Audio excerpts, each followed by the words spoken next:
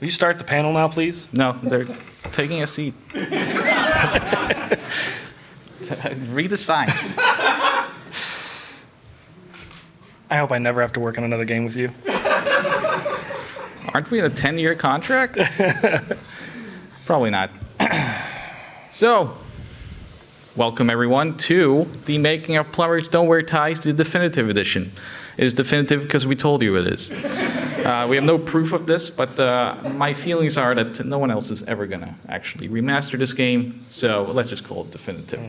Well, I mean, so. we own the game, so no one else can remaster it. That is true. Well, yeah, but we could sell the rights after we get the game out there. Well, we After sold we our raise, souls. raise IP. its cachet. Yeah, get the value up there, and then we turn around and sell it. That's the plan. This sounds like it's going to be an informative panel, but I can guarantee you we'll learn nothing.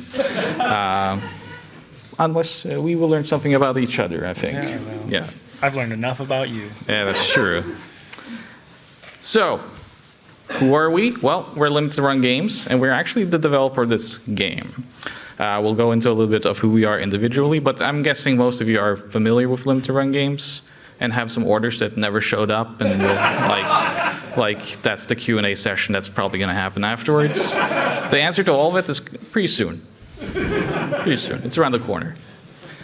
So, first, a little bit about me.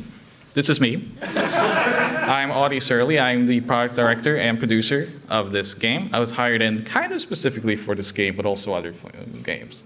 This is a picture of me from the Christmas of '87, when my dad thought it was a good idea to give me like a flu medicine for an adult.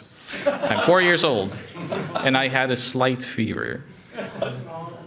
Yes. Thank you for that sympathy. My dad did not give me that. We don't speak anymore, especially after this.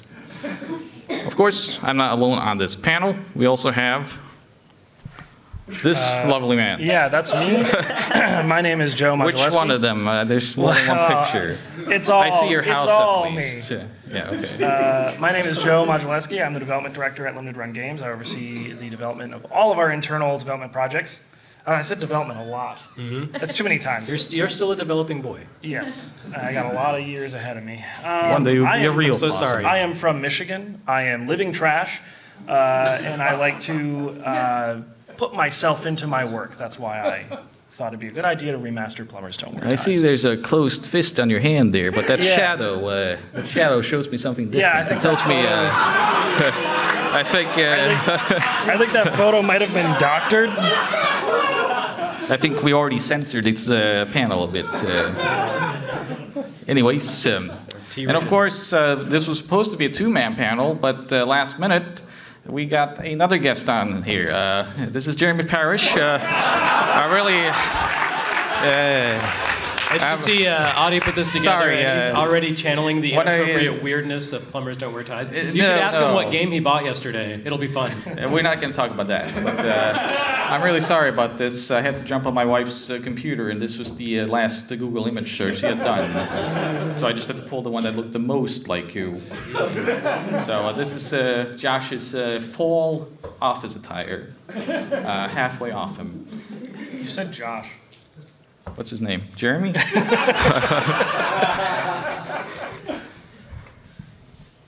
Yeah. Yeah. So why plumbers? That's our show for today. Thank you so much. Now, why plumbers? Well, we're going to talk a little bit about it. Can you all raise your hands who are familiar with Plumbers Don't Wear Ties? That's all of you. I'm so sorry. Well, I think it's interesting that knowing what it is, they still willingly came to this panel. Well, you were on the panel. So why did we decide to do plumbers? Well, I mean, it's because of this guy. This is our boss, Josh Fairhurst. There's a picture of him I took last week. And prior to kind of actually buying the license or buying the IP, he actually outright bought the entire thing for a sum of money we do not know, internally even. But he felt like this is the best game to own in the vast library of games. It was kind of a notorious game at the office. Every time someone was hired at Limited Run, please do not report us for this fact, they were made to play this game. And this was kind of before I think it was around the time of like the AVGN videos stuff coming out. But Josh he has had a relationship to this game, one-handed one, for at least a decade prior to the video. The 3DO controller, it's fine. Oh, no, I'm thinking CDI, never mind. You're thinking CDI. Well, there was That's a different thing. Well, let's talk about this instead of the panel. There was a one-handed 3DO controller for Street Fighter 2 Turbo. That's exactly how I want to play Street Fighter 2. Yeah, with one hand? Yeah. Get those Yeah. combos going. You're a Zangief guy, aren't you? Yes, exactly. There you go. Yep, sure. This is a joke. But yeah, over time he had the desire to kind of, what if we could buy the IP and re-release this game to the masses, make them happy, give them what they want. And so over time, it was just kind of a matter of, well, we have to find the people that own the license. This is very difficult to do for any video game. And then when you get something like this, it's even harder, because most people won't even admit they worked on it. We know for a fact. We tried to reach out to most of them. And even if you find their names, they're just kind of like, yeah, I didn't work on that. How did you find me? I changed my last name. But it was also a matter of finding the right people to do it. And this took about 10 years or so before it all came together. 10 years? Well, he was looking for the license. Are you questioning me? Yes. I made Yeah, this panel, absolutely. you know that, right? Yeah, I'm questioning. I've been at the company a lot longer than you. That's true. I don't The think company 10 hasn't years actually is been not- around for 10 Well, years. the story that he told, which is all a lie, is that when he got the game and put it in the office and made people started playing, he started calling and looking. Yeah, he into did it. start looking into who owns the game. And back you're in the arguing that 1990s. this is not looking that listen, doesn't, it's not continue to viable. Yeah. Okay. So it's this man's fault. Now, you're all familiar with the game. But for those, I think it was 2 hands that don't raise it. So let's spend 5 minutes on this. But yeah, it was the first American-produced visual novel, just to give it a little bit of class. It's a full motion video game without video, which is kind of a lie. The introduction is video. Yeah, there's one video. A little bit. Problematic themes, we will talk a little bit about it. Nonsensical, very much so. Legendary, oh yeah, baby. And it's an interactive romantic comedy, oh yeah. Interactive. People fall in love in that game. And it's not very interactive. So already it's quite problematic. Yeah. Most of the front of that box is a lie. The game is a lie. So is this panel. So let's talk a little bit about the challenges to remaster the worst game of all time. Now, most of the time, if someone says this to you, it's like, this is one of the worst games of all time. That's probably not true. There's probably worse games. In this case, there probably isn't worse games. This probably is the worst game ever made. It's barely a game. So we kind of hunched it down to these challenges. So there was little to no original assets. Now, the original game was made with 3 primary forms of film. There was a professional camera and a Polaroid camera. None of this survives. There was one Polaroid I think we got, later on, from one of the office scenes. And it's well, I can scan that one, I guess, and put it in the game. But that wouldn't help us too much. There is some documentation. It's in the game. There's an extra section. We'll talk about that. 30 years had passed, and so have some of those involved. And yeah, there are a couple people on staff and in the game that actually has passed. Quite sad. So those stories are now gone. And it was a little bit hard to kind of figure out the angle. When we started designing the whole package, what's kind of the angle we're going to take here? Because what is this going to be? We can't just put Plumbers Don't Wear Ties out again and make people play that. You're going to pay money for this. Well, it's actually to kind of stop you there to elaborate on that. Yeah. That was originally what we were told to do. So Yeah. when Plumbers, we're talking about the challenges of remastering this. When this came across my desk, one of the first people I called was Audi. Audi did not work at Limited Run Games at the time, but this came across my desk and we had the mandate of just remaster the game as it was, maybe even emulate it as it was, Yeah. and we were just going to redistribute it. And to me, I felt immediately that was not an acceptable or interesting way of bringing this game to anybody's attention again. Right.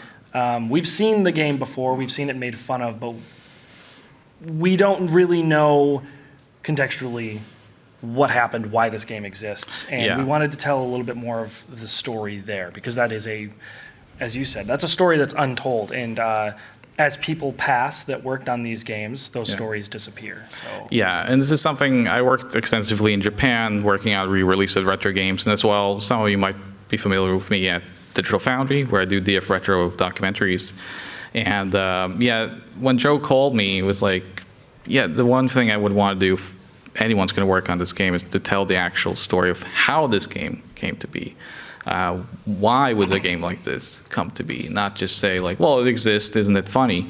If you make it a joke, then that joke gets kind of old, I think, after you played it once or twice. And I don't know if you would ever even play it twice. well, I think it's really difficult to try to make fun of something that is, nothing you can do is funnier than the content itself. Right. So, These were kind of the challenges we had, because also we talk about this all the time, like when we were actually handed the task and when I was hired in officially to the company, it was kind of like, well, we're being asked to make a product that literally tells people it is the worst game ever made. How do you sell that? Most people, it's funny. It's funny to watch that on YouTube. If you see a title that says like worst game ever made by AVGN or whatever, you'll watch that video because you don't have to pay for it. But when we ask you to pay for it, that's not so funny. it's like one of the most difficult tasks we could ever have. Right. Like most of the time you acquire an IP, you acquire a license, you want to remaster something, you are kind of leaning into the cachet that product has to make money. And we leaned into the one thing that would almost guarantee no one would buy it. Yeah. And we had to have this huge uphill battle right from the start of conceptualizing what the product would be, of how the hell do we convince you to buy something that has this logo on it. Right. So the solutions we kind of figured out we do is that the big one was to contextualize the game for a new generation. And as I mentioned, telling that story, kind of figuring out, well, why does this game exist? Because making fun of it, that's been done on YouTube. You can watch many YouTube videos. In fact, some of the people who made those videos are in this game, in the extra features. And also that the game itself becomes a part of a larger story in our software package. So this is something that we've seen a lot more now with like Atari 50 and whatnot, that games are becoming the interactive element in like a museum package. But we started developing on this like 3 years ago, so they stole our idea from Plumbers. But we wanted to make sure that like, well, if we're gonna make people play this game, it should be contextual to the story we're telling throughout the entire software. And setting that stage, basically how, why, and tell that story through the people that were on staff that remains with us, as well as us trying to remaster it, and then the YouTube personalities. I can mention, for example, that James Rolfe was involved with the AVGN. So we also had to build the game again. This is not emulation. We realized very quickly that trying to emulate it would lead to a lot of issues. The 3DO wasn't super well documented at that time. There has been advancements now. But also, we did have extra materials. We had some features we wanted to put in the game, and doing it via emulation meant that we were actually kind of shackling ourselves to that original version and nothing else. So in order to make it more modular and being able to kind of add new things, new scenes, cut scenes, all these things. Now, when I say cut scenes, I mean like deleted scenes. We didn't add cut scenes to the game. Like, it's like there's a 1 hour cut scene with David Hayter doing imitations. So we didn't do any of that. But and also for me, the big thing was that no original image survived. We looked everywhere. We had people who knew. Michael Anderson, who made the game, was involved in the beginning. He just said, like, I have nothing. I didn't even think that anyone cared about this game when it came out. And you're asking me 30 years later to dig up stuff? It's like, nah. So he thought it was very funny that we're going to do this, but he had nothing. He had some documentation, but all of that film material, because as I mentioned, the game was actually, for the most part, filmed on film and then taken screenshots of. So it wasn't even just a matter of like, well, scanning a Kodak moment. It was like, no, we would have to actually locate all those stills in video, but that video doesn't exist anymore, unfortunately, unless one of you have it. No? All right. So, and as well, we figured that we had to create a presentation that puts this all into the context of the early 90s, mid-90s, the CD-ROM era, that interactive CD-ROM feel that so many of us love. It gives this warm feeling, this analog feeling. I put this in small text there because I wanted most of you not to notice, but we also had to add a new gameplay mode to incentivize replay and discovery. This is one of the first things that Josh actually did come with as a demand, was you have to have some sort of interactive element for people to play this. And this was one of the biggest challenges, which we'll go into. Did you have anything to add to these solutions? Which one of us? You. I'm looking at you. Jeremy has said nothing. You could have been just looking purely through Joe. Yeah, you do every other day. Yeah, that's true. My goal, my role with this game was to just not be involved, actually. So I don't have anything to contribute here. And yet you're here on the panel talking I know. about it. It is idea actually was that? funny, because when I first asked Jeremy to be involved in some of the extra materials, he was like, why? It's like, because you work for us. We pay you to do this. And he's like, That was not actually how the conversation went, but okay. I think it's kind of interesting to note, though, like one little thing as we are now wrapping up development on this game. We absolutely put in more time into this remaster than the original game took to make. So you're really, All in, the process was like, so it started somewhere around 3 years ago. yeah. And there were a lot of different avenues we took, like different approaches to how we wanted to do it.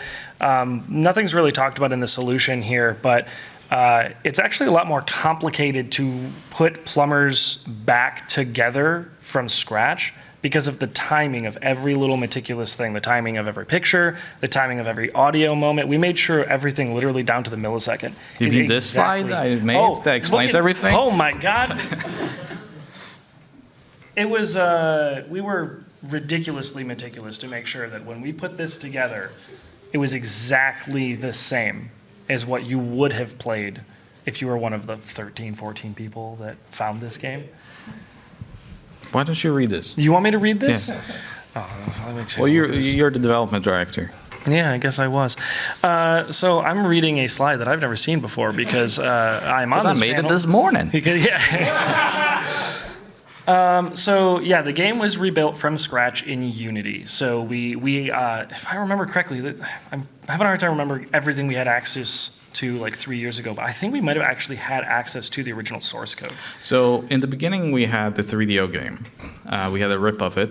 And then eventually, we did get the PC source code. Yes. But that was kind of halfway into us starting to We were work looking on the at different Unity things. thing. It was still at a point where we could have used it to do an actual port of the game, but for the same reason we decided not to do emulation, we decided that this source code was useless to us because it would actually make it harder to do the new things we wanted to do. So in the long run, it was going to be better if we just rebuilt the thing completely from scratch. So yeah, we went through the original data that was on the long lost PC version of the game, which turned up in a library a few years ago. So there were a lot of assets on that disk that were useful to us, cut photos, things like that. We were able to find this was a huge help to us. We were able to find a Plumbers Don't Wear Ties fan site. If you can believe that exists. Not only does it exist, it is extremely detailed in the branching paths, the timing of different like cues between photos and stuff like that. So it was actually a huge help to us to take that resource, and we credited them. Yeah, it's too bad they're in jail, or else would have invited them. But yeah, we ended up really working out that we had access to everything we needed, and anything that we didn't have access to, we obviously meticulously studied the game to make sure that we rebuilt it exactly as it was. We didn't really want, I mean, the chance that anyone was going to play this that also played the original and was going to complain about any timing differences, it's basically zero. But there's going to be one. But it doesn't even matter if there's that one. We are insane enough to care this much to make sure it is perfectly preserved, because the idea is not that we make this package, put it out there, and make some money. The idea is, even though we're doing this in a commercialized way, we are preserving this game in a far more accessible way, not only now, but moving into the future. We now have a version of this game that is extremely portable, something people can come back to in the future and port to new platforms. I mean, look at how many times we've sold Night Trap. You can be assured we are going to sell this game again. Oh, you're going to be buying it many times. Full price, I might add. By the way, look at the beautiful UI. Wait, you can't see it. That's on the next. That's the next. That's the next slide. I'm sorry. I'm also open to be hired by another company at this point. But yeah, also we should mention that all the things we're talking about now, it was 3 years of development that was ongoing. It never really stopped. No, it was never. There was large points of time where this was not our main project. Yeah, we kind of multitask at Limited Run, but this was ongoing to some extent for about 3 years, and there was one programmer that had to handle all of these tasks. There's 3 producers on this game that were constantly changing their minds about things and nitpicking every tiny little moment, and this one poor little guy. He comes up later, right? He does. I do give him his credits because he's dead now. Look at that. There's the slide with some images. So that's our new UI. It's very impressive, isn't it? We had to recapture that early 90s CD-ROM experience. So you can see that it uses kind of that Windows 95 gray buttons. You can see the side panel here is kind of like the Windows start menu. We have borders. If you ever wanted to see more of John's armpit, yeah, we have the border option for you. I made those. Oh, did you make those armpits? I forget. Doesn't matter anymore. You made those. I did. I did. Who upscaled them to 4K is my question. Oh, that was this man. That was audio. Well, there's slides about this. It's actually the biggest portion of this panel. Specifically because I about made the panels. armbands. But yeah, so the presentation is all about making it look very similar, not just in how it looks actually, but also how it feels. Once you touch this, it will make no sense. Just like an original CD-ROM. And I'm guessing a lot of you are old enough to remember kind of the Windows 95, like activity centers and this kind of stuff. And we really wanted the presentation of the game to harken back to that, just so that as soon as you put the game on, you're kind of in that mindset, so that this doesn't feel out of place anymore. You're kind of back in time to where this would make sense. Yeah, because when you talk about like contextualizing the era where this game was made, right?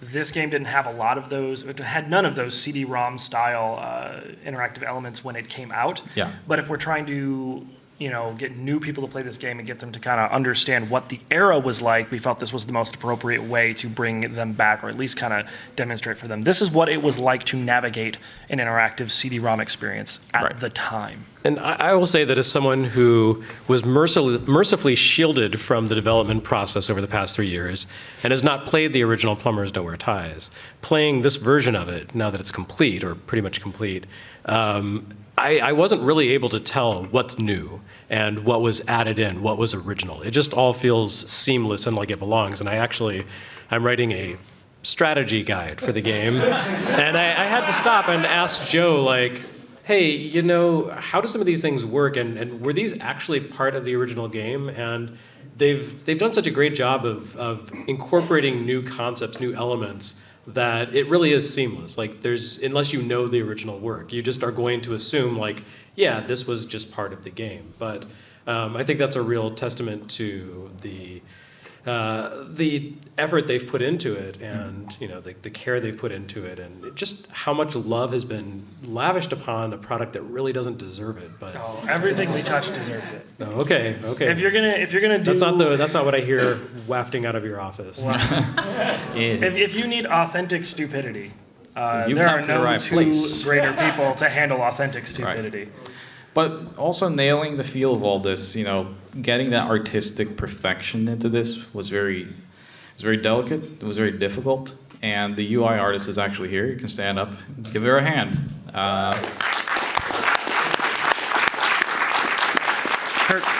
Her name is Vivi. And Vivi, how many times did I have to tell you it didn't look bad enough? That was usually the email that came in. It's like, this doesn't look bad enough. You need to make your work look worse. I think something we kind of you glossed over this a little bit, but it's important to reiterate. We're joking a lot. This is all really stupid. But at the end of the day, Audi and I do care a tremendous amount about the authenticity of the games that we work on. Yeah. And making sure that we don't do anything to something that ruins the integrity of the original experience. It just so happens that the original experience of this game is perfectly tailored to how stupid we are. Yeah. Because, the tagline for us was the greatest remaster for the worst game ever made. And that was very important. Like, that wasn't a joke to us in the sense that we wanted to be proud of what we did. And, that goes into all the quality of life features we have, like scene skipping and filters and borders and all this stuff, because we have to compete, as I mentioned here, with Baldur's Gate, Diablo 4. And I know that many of you email me every day. It's like, Audi, I want to make sure that this looks good on my HD TV. I have an OLED, 78 inches, whatever. How can you ensure that this will look as good as possible on the TV? Well, we got you covered. Let me show you the pause menu here. So here you can see the beautiful pause menu design. So may I direct your attention? We have, for example, screen sizes. This is very important to many of you. Have a screen size feature, says yes. But we can change it because we want to make sure you can play this game the way you want. So we have yes and we have half. If you select half, it will render half the screen. So you can play this game any way you want. It's up to you. And we hope you enjoy it. Oops. We spent far too long arguing over the jokes in the presentation and in the features. They were a lot more than you would think for a simple screen size yes and half. Joke? I talked about a feature. I don't know what jokes you're talking about. Speaking of jokes, Plumb the Depths. This is that new gameplay mode that we made. This was very difficult because we had to figure out a way to contextualize all of these ideas, right? We have these extras we'll talk more about soon. We have these unlockables. But playing the game itself, it has no interactivity. We can't just have you play through the game and trigger like a scene and then you get suddenly like 50 videos or something like that. It doesn't work like that. So we had to kind of come up with a way to bring all this together and make it an interactive element. And I think it was your idea, right? So I didn't come up with the name. We had the name. Right. It was just like a joke just thrown out. It was like, oh, you can make a new feature, like make a gameplay mode. I don't know, call it Plumb the Depths, and that's where you're going to unlock stuff. So we had a name that was given to us. Yeah. Much like how we had plumbers thrown onto my desk. I said, you have to do this. We had a name given to us. It was just a note that said Plumb the Depths. Yeah, and it was like, you have to make a mode. God, the order's coming. And the very first thing I thought of, because we're sticking to that Windows 95 kind of CD-ROM era, was like, okay, well, who remembers that Windows 95 maze screensaver? And I thought, that's exactly what we should do. We should make a dungeon crawler that looks like that moving maze screensaver, and Yep. you're being chased by PNG images. So. Yeah. So yeah, like he said, it's a maze. You find unlockables that you can unlock with plum bucks, which is a currency that you unlock by playing through the game and making the right choices. And then you can go back in here. It's very much like the crypt of plumbers. Like in Mortal Kombat, you had the crypts during the PS2 era. It's very much like that. Mortal Kombat was a huge inspiration on the development of this game. But yeah, you can basically all of the unlockables in the game and extras is contextualized within this mode. You can pick up a plunger. You can shoot Thresher, who's the boss that chases the lady in the game.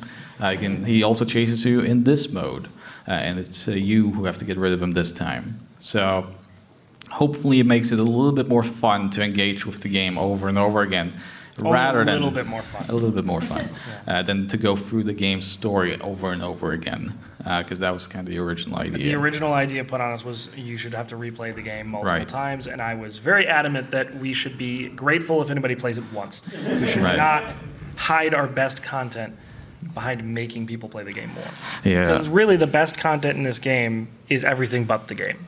The game is almost there just for context. So Right. you can go back and see it as it was, but all the most interesting content here is outside of the game itself. Poor George, though, because like George, we have one programmer to do all this crazy stuff. Not only did he have to remake the game, but he had to make a new game, and then he has to, put all of our extras into there. It was an incredibly insane task, and it was his first game. He was fresh out of college. This was his first job in the industry, and we put him straight on Plumbers Don't Wear Ties, the definitive edition. So, I mean, poor George, it was like, this was his first day at the job. Look at how happy he is. And, and then this happened. So,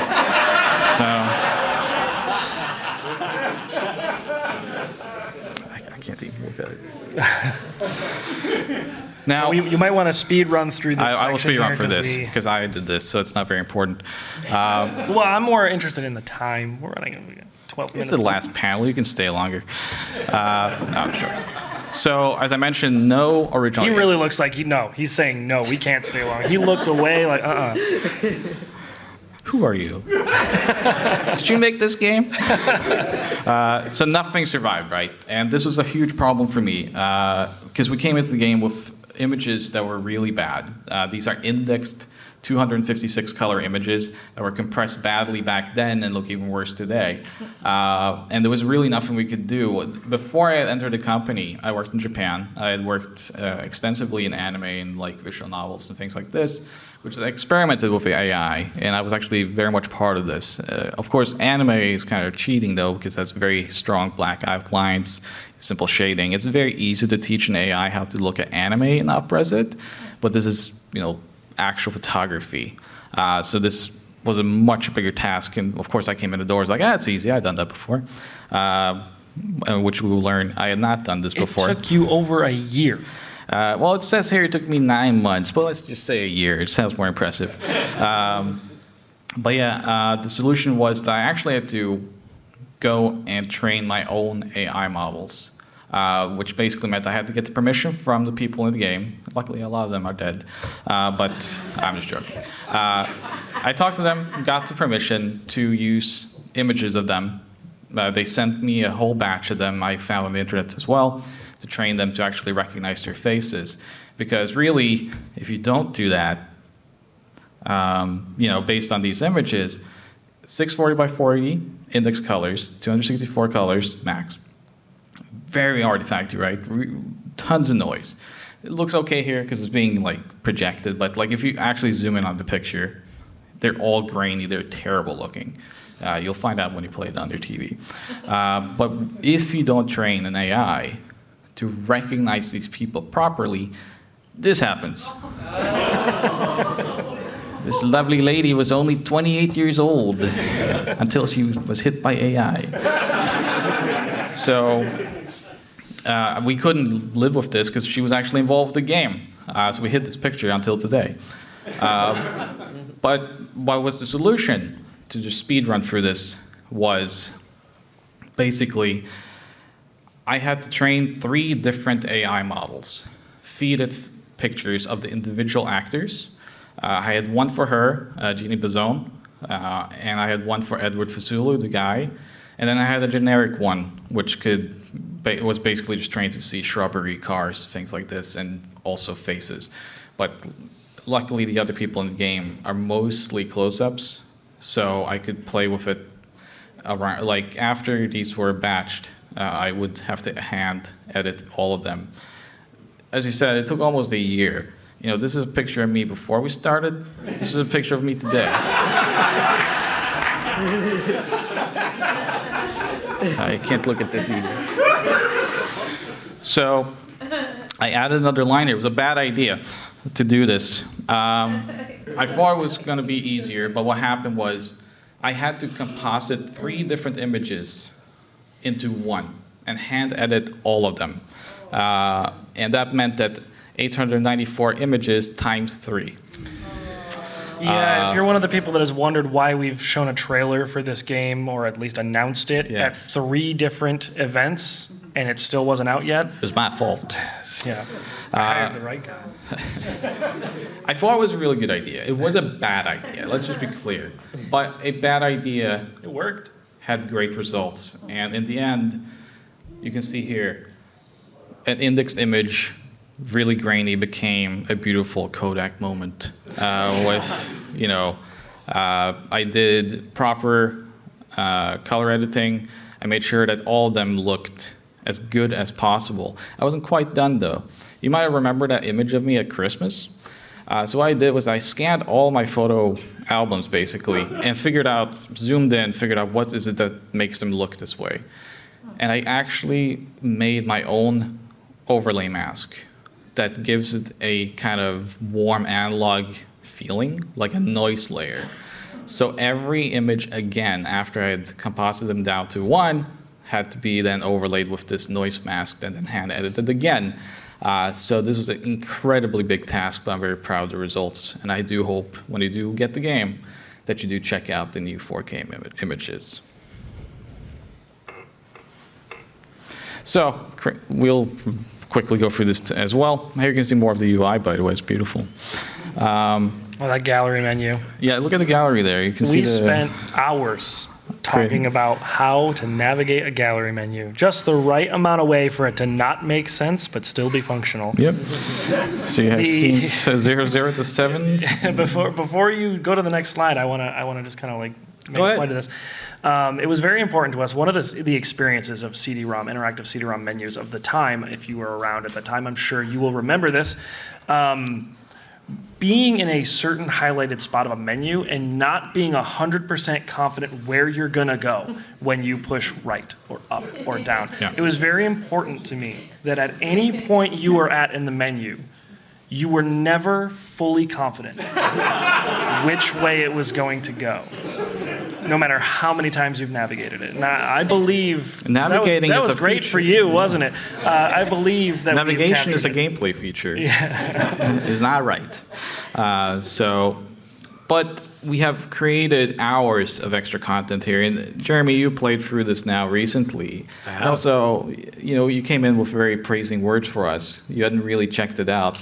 How important do you think it is when we do a remaster like this, even though it's the worst game? How important is it to kind of create this context? Well, first I'd like to clarify that I came in with high praise for your work, not for you. Yes, that is true. I am very sorry to give that illusion. Just to be clear. No, yeah, I really think that this release is nothing without the surrounding context. I mean, if you just put Plumbers Don't Wear Ties out there, there's going to be some rubbernecking, some people who are interested just because of its reputation, but I don't think that's enough to really justify selling a game or buying a game.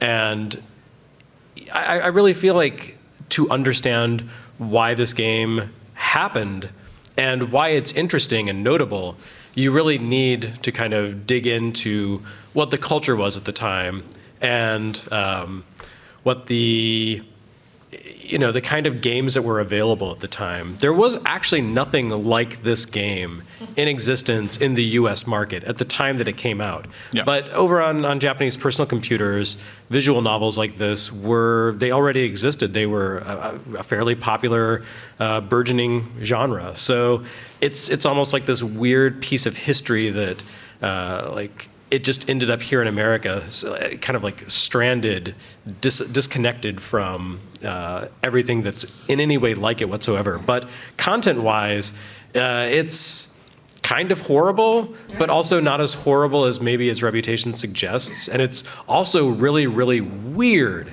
And it's funny, but not as funny as its creators think it was. So there's just a lot to unpack with this game, and I really think that all the supplemental content that surrounds it, the interviews and all the other material, really helps you to understand that if you weren't there, or even if you were there, to kind of see how did this come into being.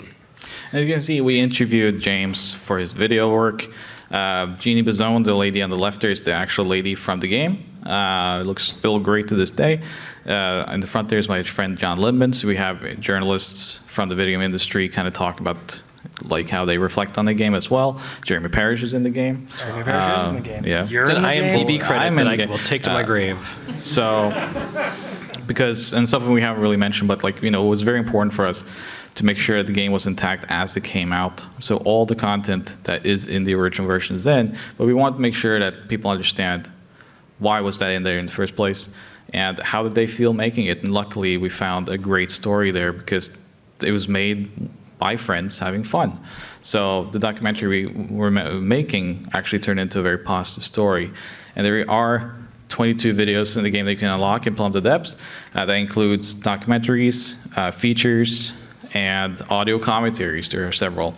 So there is a lot of content to unlock as you play plumbers every single day, over and over again to unlock it. Is it timed unlocks like Animal Crossing or brain training? No. That's too They have to bad. play for the game. You really, that was an idea you really fell down with. Yes, that was an idea. So, as we come to the end here, though, of course, we made physical editions, as you can see. Only the best. We have a decal, we have stickers, we have an LP.